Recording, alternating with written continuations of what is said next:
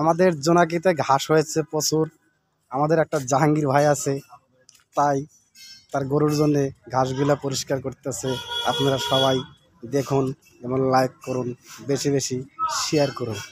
দেখতে পাচ্ছেন বস্তায় ঘাস ভরতেছে। আমাদের জোনাকির দেখেন ঘাস কত বড় হয়েছে। আমাদের জোনাকির দেখেন কত বড় ঘাস হয়েছে। ঘাসগুলা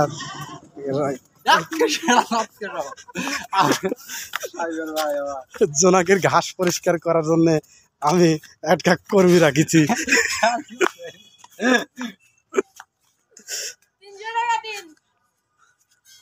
মানে অনেকে কি বলছি, কিন্তু কেউ ঘাসগুলো রাখে না, নেয় না।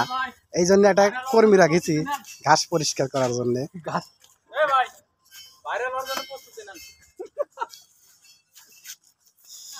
দেখেন ভাই কিভাবে ঘাসগুলা পরিষ্কার করতেছে। এই ঘাসগুলা পরিষ্কার হলে আমাদের এই জায়গায় একটা কনসার্ট হবে। দেখেন আমাদের সেই জোনাকি হাউস, কফি হাউস, কি ঘাস হয়েছে, কি ঘাস হয়েছে। এই ঘাসগুলা পরিষ্কার করলে আমাদের এই জায়গায় কনসার্ট হবে। এই অল্প দিনের মধ্যে দুর্গাপূজার ভিতরে দেখতে পারবেন এখানে বিশাল আকারের কনসার্ট হচ্ছে মামা। এই যে জোনাকি ক্যাপিটাল। আরেকটা দিয়ে দিস।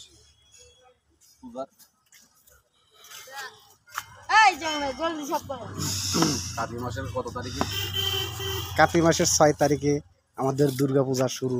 আপনারা সকলের নেমন্তন্ন থাকলো এই কফি হাউসের উপলক্ষে।